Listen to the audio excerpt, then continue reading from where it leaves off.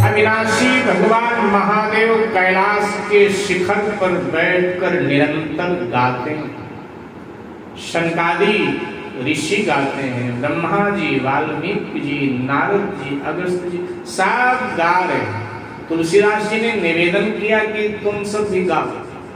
तो कलयुग का व्यक्ति बड़ा चतुर चालाक होता है। तो कलयुग के लोगों ने तुलसीदास जी से कहा कि महाराज आप बार बार कहते हो गाओ गाओ गाओ, गाएं तो, लेकिन कुछ मिलेगा क्या गाने से? क्योंकि हम तो कलयुग के लोग हैं।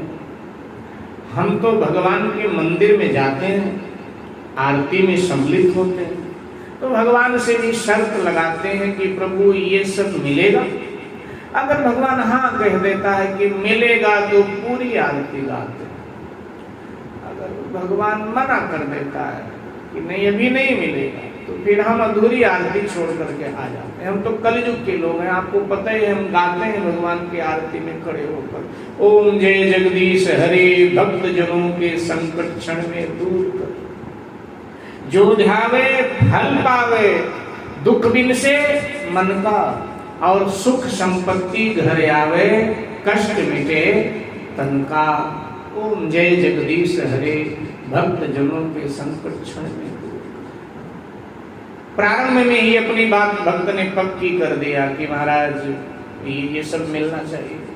अब भगवान सदियों से सुनते आ रहे, भगवान ने आज कह दिया कि भले आदमी तू सदियों से यही मांगता है, जो ध्यावे फल पावे, दुख मिल से मन का, सुख संपत्ति घर आवे, कृष्ण मिटे।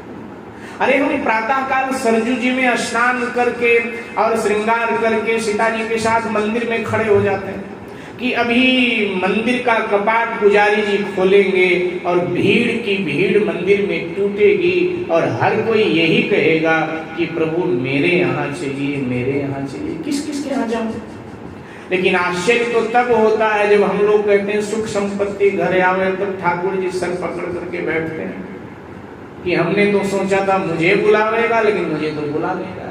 भगवान ने कहा भले आदमी, रोज यही आकर के बोलता है सुख संपत्ति घर आवे, सुख संपत्ति घर आवे। अरे कभी मुझे भी तो बुला ले कि प्रभु आप भी घर आइए। भक्त ने धीरे से कह दिया कि महाराज आप तो मंदिरे में अच्छे लगते हो, घर में आकर क्या करोगे? घर में अगर आपको बुला लिया तो बखेड़ा दुनिया भर का खड़ा करना पड़ेगा। कौन 3:30 बजे उठे, फिर नहाए धोए और दुनिया भर की पवित्रता, फिर तुमको स्नान कराए, वस्त्र पहनाए, तिलक चंदन तुलसी दल पधराए, भोग लगाए। महाराज ये झंझट कौन करेगा? ऐसा महाराज आप मंदिरे में अच्छे लगते हो, यहीं खड़े रहो आप, हम यहीं आके आपका दर्शन कर जाया करेंगे, बस हमारे घर सुख संपत्ति मिल। तो कहा कि महाराज बताओ मिलेगा क्या क्या? फिर तो हम गावेंगे, ऐसे गाने वाले नहीं। तो तुलसी जी ने कहा अगर नहीं मानते हो तो सुन लो भैया, जे सकाम नर सुनहि जे गावै, जे सकाम नर सुनहि जे गावै, जे सकाम नर सुनहि जे गावै, जे सकाम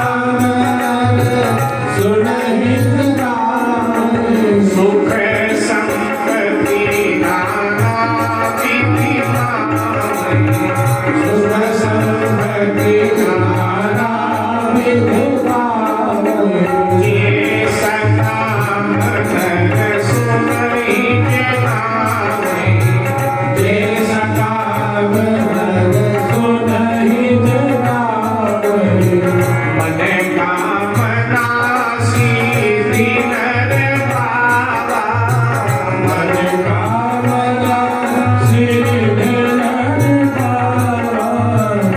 मन कामना सिद्धि नर पावा, मन कामना सिद्धि नर पावा, जे कथा कपट बनि गावा, जे कथा कपट बनि गावा, जे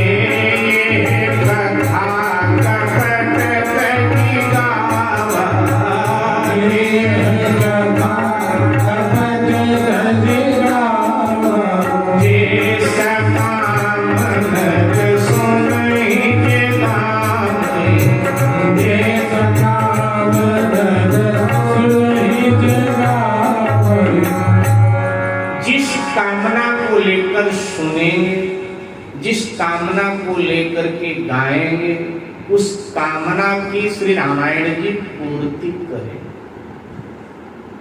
नाना प्रकार के सुख संपत्ति से आपका भंडार भरेगा, आपकी समस्त मनोकामनाएं पूर्ण होंगी। बस कपट छोड़ करके रघुनाथ जी की पावन कथा को गाए, गाने मात्र से ही आपका काम हो जाएगा। गाएं भाव से, बस गाने में कंजूसी न करें, गाने में कृपणता न करें, भाव से भगवान की कथा को गाया जाए और गाने मात्र से ही रघुनाथ जी कृपा कर देते हैं। कलयुग में रघुनाथ जी गाने मात्र से, इसलिए केवल गाएं, कुछ नहीं कर सकते। गाने की तो महिमा है कलयुग में। देखो जितना बताया जाता है कहाँ व्यक्ति को याद रहता है, सब भूल जाता है। बस जितना गा लोगे उतना आपका हो जाएगा, इसलिए भाव से गाना चाहिए। रामायण कलयुग का कल्प वृक्ष, जैसे कल्प वृक्ष के नीचे व्यक्ति जाकर के जो कामना करता है उसकी कामना सिद्ध हो जाती, पूर्ण हो जाती। तुलसीदास जी ने कृपा करके कल्प वृक्ष हम लोगों को प्रदान किया।